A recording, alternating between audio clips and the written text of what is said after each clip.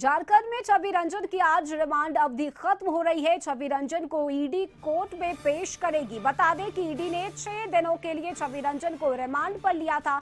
वहीं इससे पहले गुरुवार को जमीन घोटाले में रांची के पूर्व डीसी छवि रंजन से 5वें दिन भी ईडी ने पूछताछ की और पूछताछ के दौरान ईडी के अधिकारियों को कुछ अहम जानकारी मिली है।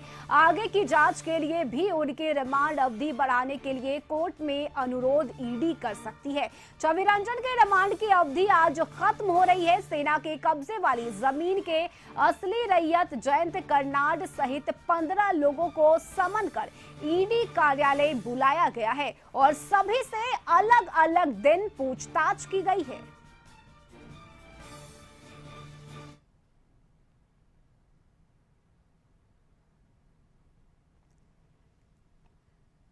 और रांची से संवाददाता संदीप हमारे साथ जुड़ गए हैं। संदीप, छवि रंजन की रिमांड अवधि आज खत्म हो रही है, लेकिन अब तक की अगर हम बात करें तो लगातार 5 दिन उनसे पूछताछ की गई। क्या जानकारी ईडी के हाथ लगी है, इसे लेकर अपडेट? जी, यह पूरा मामला जमीन घोटाले से जुड़ा हुआ है और सेना की जमीन को फर्जी तरीके से बेचने का आरोप इन लोगों के ऊपर लगा है और इसी पे ईडी की लगातार कार्रवाई चल रही है और अब तक इस मामले में 8 लोगों की गिरफ्तारी हुई है। हालांकि इस वक्त हम मौजूद हैं राजधानी रांची का जो क्षेत्रीय ईडी कार्यालय है वहां पे, जहां पिछले 5 दिनों से छवि रंजन है उनसे पूछताछ ईडी के अधिकारी कर रहे हैं। कोर्ट के अनुसार 6 दिन की रिमांड ईडी को मिली है और आज अंतिम दिन रिमांड का है, 6वां दिन है। आज थोड़ी ही देर में कह सकते हैं ईडी के अधिकारी छवि रंजन को यहां से सीधे जो ईडी का विशेष न्यायालय है वहां पे प्रोड्यूस करेंगे। उसके बाद हो सकता है कि आज फिर से रिमांड के लिए ईडी के जो अधिकारी हैं कोर्ट में आवेदन दे सकते हैं ताकि इस पूरे मामले में और भी पूछताछ हो सके। हालांकि यदि इस पूरे प्रकरण को देखा जाए तो इस मामले में अब तक 8 लोगों की गिरफ्तारी हुई है, जिसमें एक आईएएस अधिकारी, एक अंचल कर्मी और 6 जमीन कारोबारी हैं। 13 अप्रैल को ईडी ने 22 ठिकानों पे छापेमारी कर वहां से फर्जी तरीके से उन दस्तावेजों की रिकवरी की थी जिसके आधार पर इस पूरे जमीन का घोटाला हुआ था और 4 मई को ही इस मामले में छवि रंजन की गिरफ्तारी हुई थी। 4 मई के बाद 5 मई को इनको कोर्ट में प्रोड्यूस किया गया था, जिसके बाद 6 दिन की रिमांड में ईडी ने छवि रंजन को लिया है और आज ये रिमांड अवधि 6 दिन का समाप्त हो रहा है और आज थोड़ी देर में एक बार फिर से छवि रंजन को ईडी की अदालत में पेश किया जाएगा और फिर से रिमांड के लिए अपील भी कर सकती है ईडी के अधिकारियों के द्वारा। हालांकि यदि इस पूरे मामले की बात की जाए तो लगभग सेना की 4.55 एकड़ जमीन है जिसका फर्जी तरीके से अधिकारी, कर्मचारी, अंचल के और जो जमीन कारोबारी है उन लोगों ने मिलकर फर्जी तरीके से इसे बेचने का काम किया था और जयंत कर्नाड इस जमीन के जो असली रैयत है उनसे भी ईडी 2 दिन पहले पूछताछ की है और जो दस्तावेज है उनकी भी फॉरेंसिक जांच कराने की पहल ईडी अब कर रही है, जो दस्तावेज जयंत कर्नाड ने दिए हैं। हालांकि जयंत कर्नाड ने भी इस जमीन को लगभग 13 लोगों को बेचने का काम किया है और उन 13 लोगों को भी ईडी ने सम्मन जारी कर पूछताछ के लिए ईडी दफ्तर बुलाया है। हालांकि कुछ लोगों से पूछताछ हो चुकी है और कुछ लोग अब भी बाकी हैं जिनको 15 मई तक ईडी दफ्तर बुलाया गया है।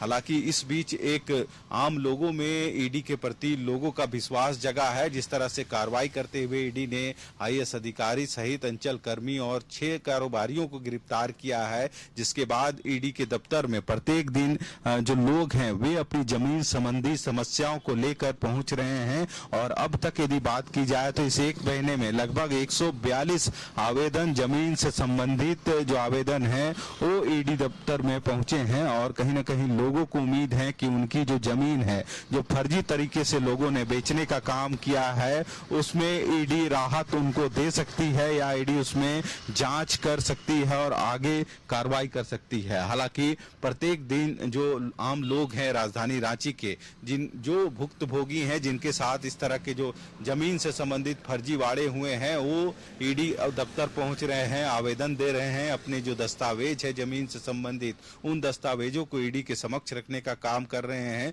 लोगों में उम्मीद है कि इस बार जिस तरह से ईडी ने बड़ी कार्रवाई करते हुए बड़े से छोटे अधिकारियों की गिरफ्तारी की है, तो लोगों में विश्वास जगा है। बिल्कुल यही बिल्कुल वजह है कि संदीप, लोगों में जो उम्मीद है ईडी के प्रति वो जगी है और यही वजह है कि ईडी लगातार दबिश दे रही है और बहुत बड़े पैमाने पर संदीप ये फर्जीवाड़ा हुआ है और इसे लेकर अब तक कई ठिकानों पर ईडी के द्वारा छापेमारी भी की गई। तो क्या लग रहा है आगे भी ये छापेमारी अभी जारी रहेगी? जी, यदि इस मामले को देखा जाए तो इसकी जब कह सकते हैं इसका जो पूरा पृष्ठभूमि तैयार हुआ था कोरोना पीरियड में, और कोरोना पीरियड में ही जब अंचल कार्यालयों या दफ्तरों में लोगों की संख्या कम होती थी, उस समय अंचल कर्मियों और जो जमीन व्यवसायी हैं, जमीन माफिया हैं, उनकी मिली भगत से कहीं ना कहीं या पूरा जो कहानी है उसकी स्क्रिप्टिंग हुई थी और उसी दरमियान फर्जीवाड़े की शुरुआत हुई थी और इस जमीन को बेचने का काम किया गया था। हालांकि यदि ईडी की कार्रवाई की बात करें तो 13 अप्रैल को 18 लोगों के 22 ठिकानों पर ईडी ने एक साथ छापेमारी की थी और दरमियान अंचल कर्मी हो या फिर जो जमीन के कारोबारी हो, अधिकारी हो, उनके ठिकानों से कहीं ना कहीं ईडी को कई ऐसे फर्जी दस्तावेज प्राप्त हुए थे जिसके आधार पर इस पूरे जमीन का बंदरबांट किया गया था। हालांकि अब भी ईडी लगातार इस मामले में उन तक पहुंचने की कोशिश कर रही है जो इस पूरे प्रकरण में कहीं ना कहीं शामिल है। यही वजह है कि कई कारोबारी, कई जमीन माफिया या अधिकारी, उनसे ईडी अब तक पूछताछ कर चुकी है और कई लोग ईडी के रडार में हैं जिनसे अभी पूछताछ बाकी है। तो कहीं ना कहीं आने वाला समय में इस पूरे फर्जीवाड़े का पर्दाफाश लगा है जरूर होगा, क्योंकि जो कार्रवाई ईडी ने की है, 8 लोगों की गिरफ्तारी इस मामले में अब तक हो चुकी है। कई लोगों से पूछताछ हो रही है जो कारोबारी हैं या फिर जो जमीन माफिया हैं या फिर जिन अधिकारियों या कर्मचारियों का नाम इसमें शामिल हो रहा है। खासकर ऐसे अंचल में जो काम करने वाले लोग हैं या फिर जमीन कारोबारी हैं, उनकी साठगांठ इस पूरे प्रकरण में देखने को मिला है और कहीं ना कहीं इस जालसाजी के पीछे सभी की मिली भगत रही है। यही वजह है कि इतने बड़े पैमाने पर कहीं ना कहीं जमीन की जो फर्जी दस्तावेजों को तैयार कर उन जमीनों को बेचने का काम किया गया है इन माफियाओं के द्वारा। यही वजह है कि लगातार ईडी अब दबिश बना रही है उन तक पहुंचने का जो कहीं ना कहीं इस पूरे प्रकरण में सम्मिलित है, जिन्होंने और भी जगहों पर फर्जीवाड़े तरीके से उन जमीन की खरीद बिक्री का काम किया है। जी बिल्कुल, और जिस तरह से ईडी के जांच का दायरा लगातार बढ़ रहा है संदीप, उम्मीद यही है कि इस फर्जीवाड़े का जल्द खुलासा ईडी के द्वारा किया जाएगा। बहुत शुक्रिया आपका संदीप तमाम जानकारी के लिए। तो बता दें आपको ये बड़ी खबर झारखंड से। इसके साथ ही संदीप अगर बात करें तो इस पूरे मामले को लेकर दिलीप घोष साथ ही जयंत कर्नाड, इन दोनों को ही ईडी दफ्तर में बुलाया गया पूछताछ के लिए। उनसे भी लगातार पूछताछ की जा रही है और अभी भी लग रहा है कि कई बड़े अधिकारी हो सकते हैं जिनके नाम आगे आने वाले दिनों में सामने आएंगे। राजनीतिक संलिप्तता की बात भी सामने आई, यानी कि अभी कुछ और बड़े लोग हैं जिनके चेहरे और खुलासे होने बाकी है।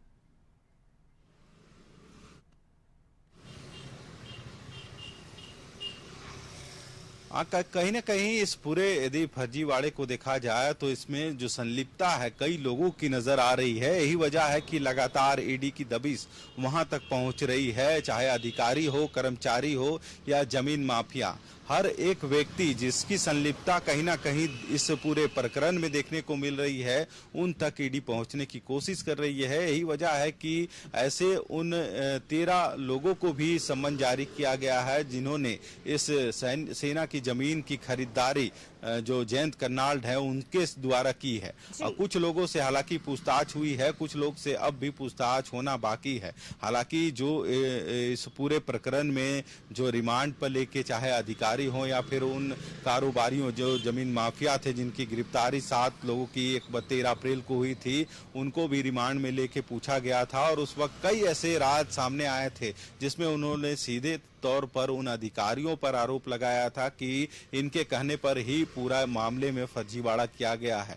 हालांकि इस पूरे मामले को लेकर ईडी उन लोगों तक भी पहुंचने की कोशिश कर रही है जिनके ऊपर या पूरा मामला या उनके ऊपर आरोप लग रहा है। कई कारोबारियों को भी ईडी ने सम्मन जारी कर पूछताछ के लिए बुलाया था। वहीं जो सब रजिस्ट्रार है रांची के वैभव मणि त्रिपाठी, उनको भी ईडी दफ्तर सम्मन किया गया था, उनसे भी पूछताछ की गई थी। बिल्कुल संदीप, नजर बनाए रखिए आप। फिलहाल बहुत शुक्रिया आपका तमाम जानकारी के लिए।